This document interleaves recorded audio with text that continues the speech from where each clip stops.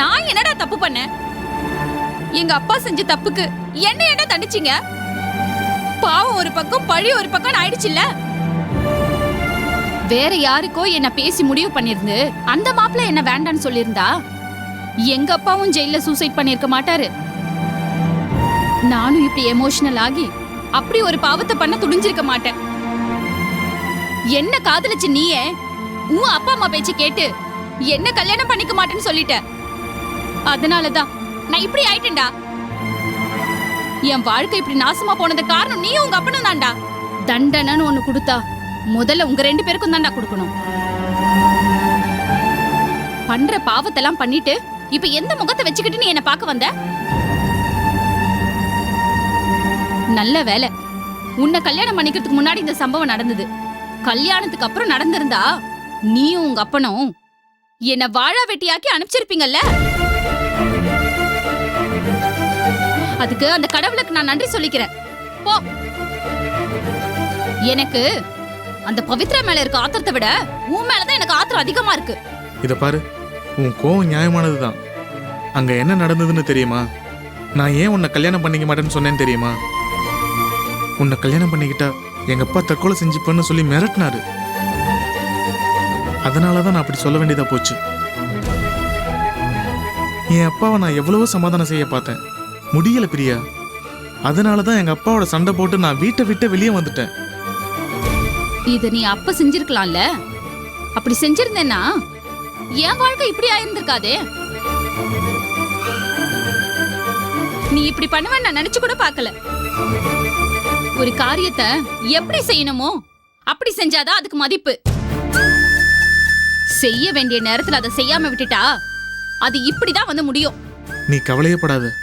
எத்தனை வருஷம் ஆனாலும் நீ தான் என் பொண்டாட்டி. நீ வெளியே வர வரைக்கும் நான் காத்திருப்பேன். இப்பவும் நீ தப்பு பண்ற. உன் மேல இருக்கிற காதல் இன்னமும் எனக்கு இருக்கு. அதனாலதான் சொல்றேன், என் வாழ்க்கை தான் இப்படி போயிடுச்சு. உன் வாழ்க்கைய நீ அழிச்சுக்காத. என் அடியோட நீ மறந்துடு. உனக்குன்னு ஒருத்தி எங்கேயோ பிறந்திருப்பா. அவளை கல்யாணம் பண்ணிக்கிட்டு நீ சந்தோஷமா வாழு. இல்ல இப்ப சொன்ன மாதிரி நான் வெளியே வந்ததும் கல்யாணம் பண்ணிக்கிறேன்னு காத்திருந்தேன்னு வெய்யே. நான் வெளியே வந்ததும் என் வாழ்க்கை வீணா போனதுக்கு காரணம் நீதான்னு என்னைக்கும் ஒரு நாள் எப்படியாவது எனக்கு தோணும். அப்படி தோணுச்சுன்னா அந்த நிமிஷமே நான் உன்னை கொன்னுடுவேன். ஒழுங்கு மரியாதையா போயிடு. போன்னு சொன்னேன்.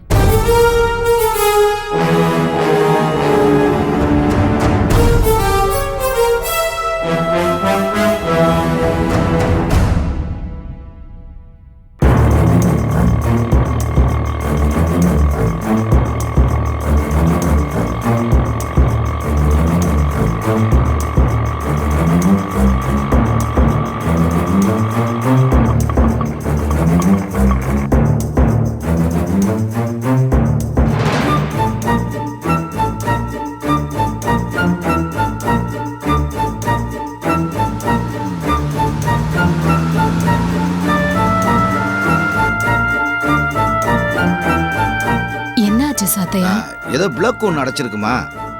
நான் பார்க்குறேன், நீங்கள் உள்ளே போய் உட்காருங்க.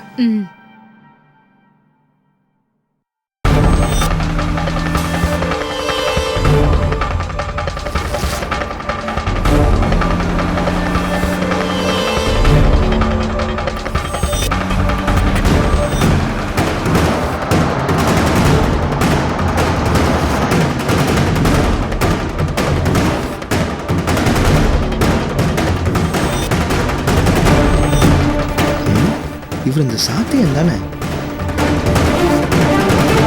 இவர் இங்க என்ன பண்றாரு?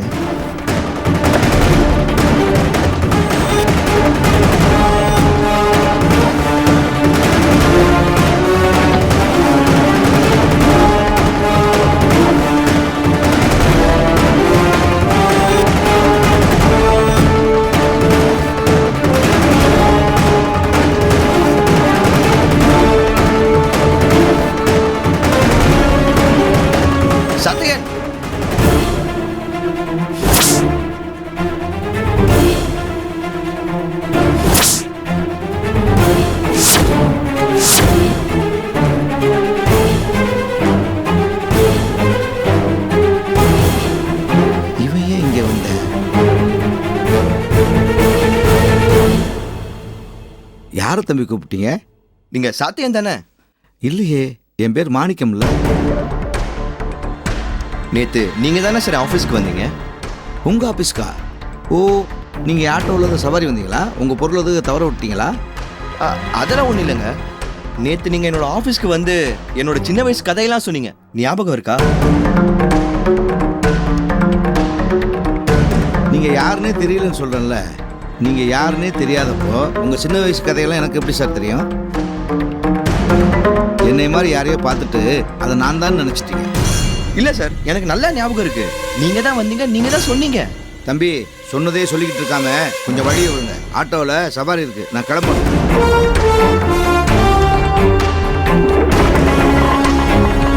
இப்படி சொல்லிட்டு போறாரு.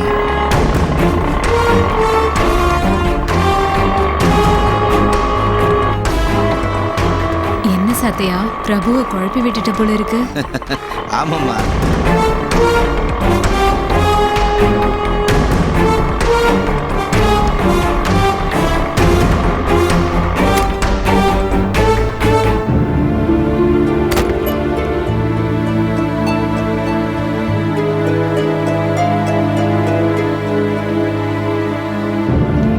அறிவு அறிவு ஒரு நிமிஷம்டா. அப்பா, டேய் அறிவு, எந்த பிரச்சனையா இருந்தாலும் அது நமக்குள்ளேயே இருக்கட்டும்டா. சம்பந்தியம்மா, மாப்பிள்ளைக்கு முன்னாடி தப்பித்தவரி கூட எதுவும் பேச வேண்டாம். ஃபங்க்ஷனை நல்லபடியா முடிச்சு அவங்கள சந்தோஷமா அனுப்பிச்சு வைக்கணும்டா. சரிங்கப்பா. அப்புறம் ஒரு முக்கியமான விஷயம், உன் பொண்டாட்டிக்கிட்ட பக்குவமா எடுத்து சொல்லிடு. அவசரப்பட்டு கோவத்துல ஏதாவது பேசிட போறா, அவகிட்ட சொல்லிடுறா. சொல்லிடுறேன். சரியா?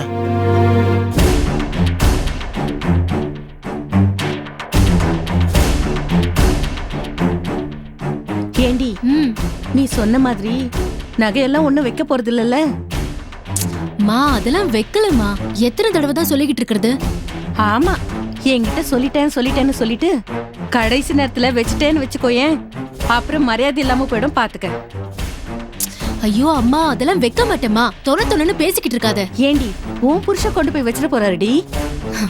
அதெல்லாம் நல்லா யோசிச்சுதா அப்பவே மொத்தமா எடுத்து ஒளிச்சு வச்சுட்டேன்.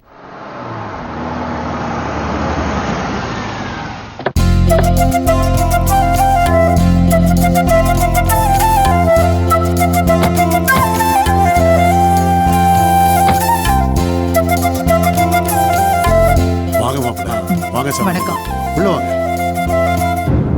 சுபா, உங்ககிட்ட ஒரு விஷயம் சொல்லணும். அதுக்கு முன்னாடி நான் உங்ககிட்ட ஒரு முக்கியமான விஷயத்த சொல்லணும். வந்தவங்க முன்னாடி ஏதாவது ஓவரா ஆனீங்க, அப்புறம் அங்க நடக்கிறதே வேற. முறகிரன்னு பழைய கதைய ஆரம்பிச்சீங்க, அப்புறம் நான் மனுஷியாவே இருக்க மாட்டேன், பாத்துக்கோங்க. வாங்கம்மா, வாங்க. அறிவே, மாப்பிள்ளை வீட்டுல எல்லாரும் வந்துட்டாங்களா? வாடா, சீக்கிரம் வாங்க. வாங்கம்மா, வாங்க. உட்காருங்கம்மா, உட்காருங்க மாப்பிள்ளை, உட்காருங்க.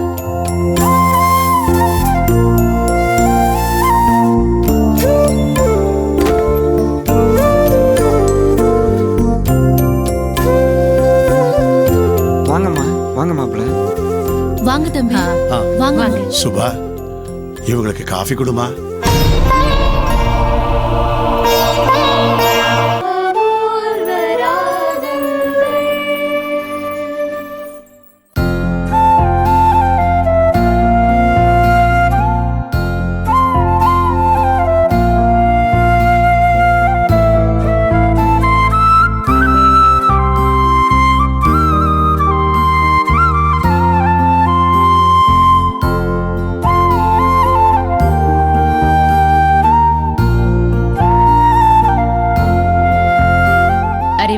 தாலிக்குடி எடுத்து வை.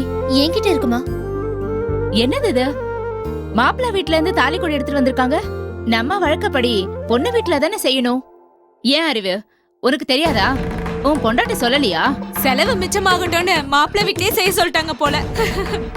அதுக்காக முறைன்னு ஒண்ணு இருக்குல்ல. வீட்ல இருக்கிற ஆம்பளை ஆளுங்களுக்கு தெரியலனாலும் பொம்பளைங்களாவது எடுத்து சொல்லணும்ல.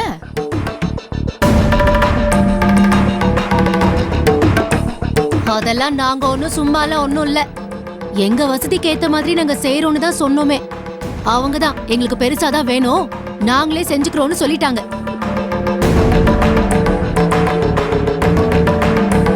ஒருவேளை இப்படி சபையில வச்சு எங்களை அவமானப்படுத்தணும்னு வேணும்னே செஞ்சுட்டாங்களோ என்னவோ. ஏம்மா ஏன் இப்படி எல்லாம் பேசுறீங்க? ஏமா நீங்க உங்க முறைய செய்யறத விட்டுப்புட்டு அவங்கள குறை சொன்னா எப்படி? ஏய், வந்தியா சோத்த தின்னோமா போனோமான்னு இல்லாம நாட்டாம வேலை பார்த்துட்டு இருக்கியா? இந்த பாருமா, நான் அடக்கி பேசு. நாங்க என்ன வீட்டுல சோத்துக்கு வழி இல்லாம இங்க வந்திருக்கோம் நினைச்சியா? நீதான் உன் பொண்ணையும் கட்டி கொடுத்துட்டு சோத்துக்கு வழி இல்லாம இங்கே உட்கார்ந்திருக்க. இத பாரு, இதுக்கு மேல ஏதாவது பேசுன நடக்கிறதே வேற. போடி வெளிய. அறிவு, நீ கூப்பிட்டேன்னு நான் இங்க வந்தேன் பாரு. எனக்கு இதுவும் வேணும் இன்னமும் வேணும்.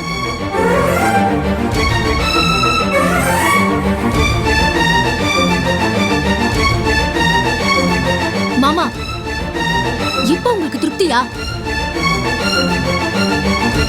எங்களால முடிஞ்சதை நாங்க செய்யறோம்னு சொன்னதுக்கு, ஆனா அதெல்லாம் ஒண்ணும் வேண்டாம், சபையில ஆளா வந்து நின்னா போதும்னு சொன்னீங்க. ஆனா இப்போ எல்லார் முன்னாடியும் வச்சு அசிங்கப்படுத்திட்டீங்களே. இப்போ சந்தோஷமா இருக்குல்ல? ஏமா பெரியவர்கிட்ட இப்படி எல்லாம் பேசுற? உங்களை அவமானப்படுத்தி நாங்க என்ன பண்ண போறோம்? உங்களுக்கு சிரமத்தை கொடுக்க கூடாதுன்னு தானே நாங்க இதை பண்ணோம். அப்போ உங்க வீட்லயே வச்சு செஞ்சிருக்க வேண்டியது தானே?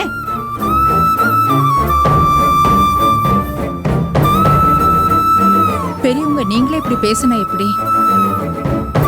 தாய் வீட்டுல வச்சு தாலி பிரிச்சு கோக்கறதான வழக்கம். ரோட்ல போற அனாதைங்களுக்கெல்லாம் என்ன தாய் வீட்டுல வச்சா பண்றாங்க? அந்த மாதிரி நினைச்சு செய்ய வேண்டியது தானே?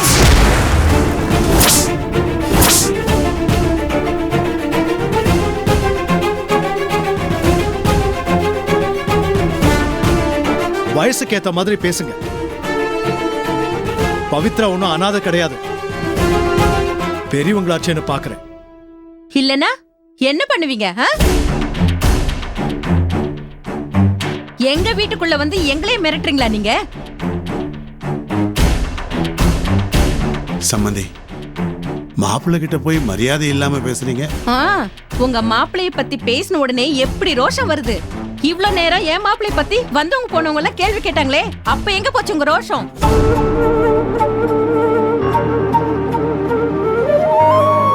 மாப்பிள்ளையா மாப்பிள்ளை? எல்லார் வீட்லயும் பொண்ணுங்க வாழ வந்த நேரம் தான் விளங்காம போச்சுன்னு சொல்லுவாங்க. ஆனா இந்த வீட்ல மாப்பிள்ளை, அதான் இந்த ஆளு காலை எடுத்து வச்ச நேரம் என் குடும்பமே விளங்காம போச்சு. அண்ணி, இதுக்கு மேல அவரை பத்தி ஒரு வார்த்தை பேசுனீங்க அப்புறம் நான் சும்மா இருக்க மாட்டேன். அம்மா, பவி, அப்பா நீங்க சும்மா இருங்கப்பா. என்ன சொன்னீங்க? ஏன் புருஷன் இந்த வீட்டுக்குள்ள கால் எடுத்து வச்ச நேரம் தான் உங்களுக்கு விளங்காம போச்சா? தேவ நல்லவரு வல்லவர்னு அவர்கிட்ட சொல்லி பணம் வாங்குனீங்களே, அப்பெல்லாம் இது உங்களுக்கு தோணலையா? இந்த பார் பவித்ரா, அண்ணிங்கிறவ அம்மாவுக்கு சமமானவ. அப்படிப்பட்டவள 4 பேருக்கு முன்னாடி அவமானப்படுத்துறது மட்டும் சரியா? எத்தனை நாளா இப்படி அவமானப்படுத்தணும்னு நினைச்சிட்டு இருந்த நீ? அவங்க அம்மா மாதிரி நடந்திருந்தா நானும் பொண்ணு மாதிரி நடந்துட்டு இருந்துப்பேன். யாருக்கு என்ன மரியாதை கொடுக்கணும்னு அவங்களுக்கு தெரியல. ஆமா ஆமா ஆமா, உன் புருஷன் வந்த உடனே அவரை நாங்க தலையில தூக்கி வச்சு ஆடணும், அப்படிதானே?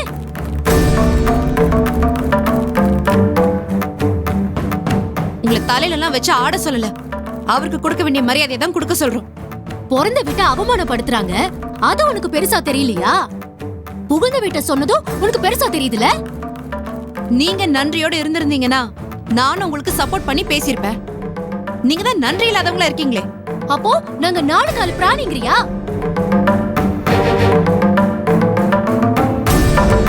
இந்த பாருடி, முன்னாடி நின்னு ஃபங்க்ஷன் நடத்தணும்னு நீயும் உன் புருஷன் ஆசைப்பட்டீங்கல்ல, அதுக்கு கிடைச்ச மரியாதைய பாத்தியா? இதுக்கு மேல நமக்கு என்னடி இங்க வேலை? வா போலாம். சம்மதிமா, கொஞ்சம் நில்லுங்க. ஃபங்க்ஷனை கொஞ்சம் நல்லபடியா நடத்தி கொடுங்கம்மா. முதல்ல உங்க பொண்ணை அடக்கி வைக்க பாருங்க. வாடி. என்னங்க, எதுக்கு மோச மோச நின்னுட்டு இருக்கீங்க? வாங்க. ஏய் வாடி. அம்மா நான் அத்தை கூட. ஐயோ, அத்தை வேணா சொத்தை வேணா, ஆடு பக்க குட்டி வரவா? வா.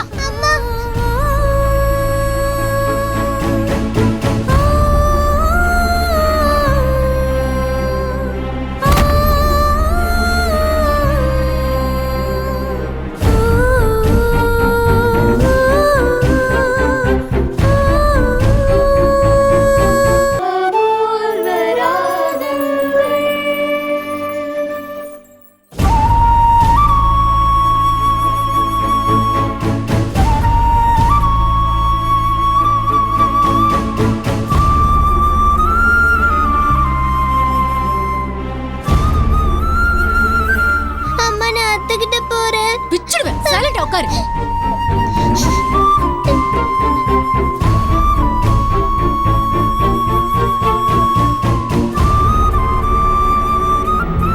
வாங்க நம்ம வீட்டுக்கு போலாம். பவிமா, என்னம்மா இது?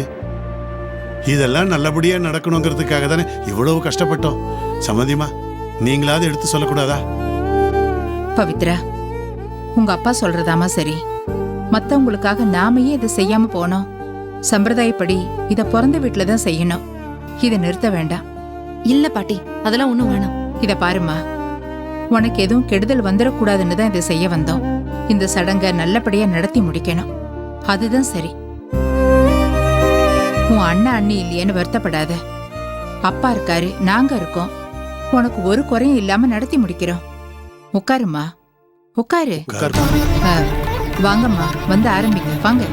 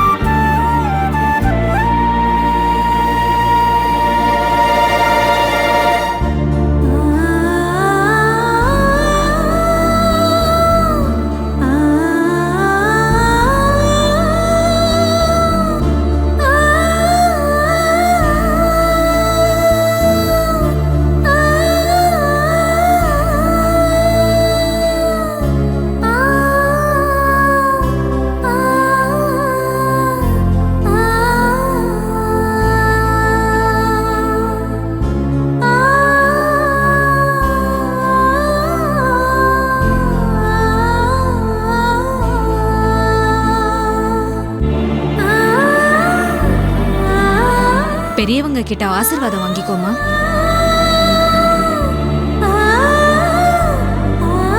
நல்லா இருங்க, எழுந்துருங்க. அப்பா கிட்டே ஆசீர்வாதம் வாங்கிக்கோங்க. நல்லா இருமா, நல்லா இருக்கு. அப்ப நாங்க கிளம்புறோம்ப்பா. அம்மாடி, என்னம்மா சாப்பிடாம கிளம்புறேன்னு சொல்ற? சாப்பிட்டு போலாமா? என்ன மன்னிச்சிருங்கப்பா. என் புகுந்த வீட்டுல நம்ம வீட்டு கௌரவம் குறையக்கூடாதுன்னு நினைப்பனும், அதே மாதிரி என் பிறந்த வீட்டுல என் புருஷனோட கௌரவம் குறையக்கூடாதுன்னு நினைக்கிறேன்ப்பா.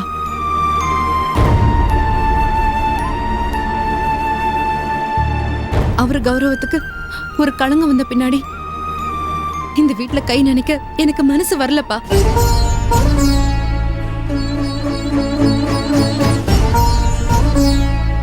விசேஷம் நடந்த வீட்டுல விருந்து சாப்பிடாம போக கூடாதுமா. உறவு வேணும்னா தானே கை நினைக்க தோணும். வேணாங்கிறப்போ அம்மா விட்டுருங்கப்பா, போலாம்.